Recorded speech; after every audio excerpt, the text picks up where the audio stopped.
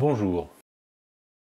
L'actualité politico-économique depuis le mois de septembre s'est concentrée sur la question du déficit budgétaire et de l'endettement public de l'État français.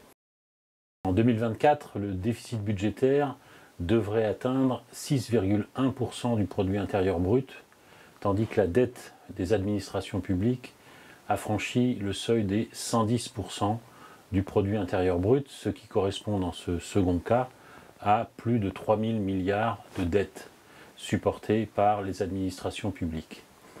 Si l'on compare aux critères de convergence dans le cadre du traité de Maastricht, qui impose des ratios inférieurs ou égaux à 3% et à 60% du produit intérieur brut, on constate que la France est très largement au-dessus. C'est pourquoi la Commission européenne a lancé une procédure contre la France pour déficit excessif et certaines agences de notation ont commencé à dégrader la note de la France, ce qui est un déterminant important au regard de la capacité d'emprunt de l'État français. L'origine de cette dégradation des comptes publics est située, pour l'essentiel, dans la pandémie de Covid-19 qui a amené l'État à soutenir l'économie pendant cette période difficile et pendant cette période de récession économique. Le débat actuel est particulièrement intense puisqu'il s'agit d'opter soit pour une réduction des dépenses publiques, soit pour une augmentation des recettes fiscales. Mais il y a un autre problème très important qu'il faut avoir à l'esprit, ce sont les modalités de financement de cette dette et de ce déficit public. La France se place en général sur les marchés financiers pour lever des capitaux et financer ses déficits et son endettement.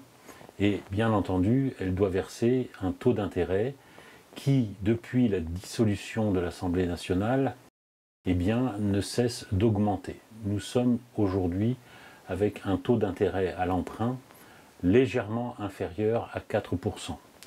Cela représente entre 45 et 50 milliards d'euros qu'il faut payer au titre de cette charge d'intérêt. Alors c'est d'autant plus fâcheux que ces 45 ou 50 milliards d'euros pourraient servir justement au financement de certains investissements qui sont cruciaux dans cette période de transition multiple. Peut-on pour autant dire que la France est un pays en faillite? Lorsque l'on regarde les comptes de patrimoine de la nation tels qu'ils sont établis par l'INSEE, la réponse est non. Le pays n'est pas en faillite parce que ce passif financier doit être rapporté à l'ensemble des actifs non financiers et financiers. Nous sommes dans une situation encore légèrement excédentaire, ce qui explique que la France n'ait pas de difficulté à lever des fonds sur les marchés financiers vers lesquels elle se tourne pour se financer. En revanche, s'il y a une dégradation de la note de la France du fait des agences de notation et s'il y a une grosse interrogation des marchés financiers pour poursuivre les prêts accordés à la France, ces difficultés sont intimement liées à l'instabilité politique.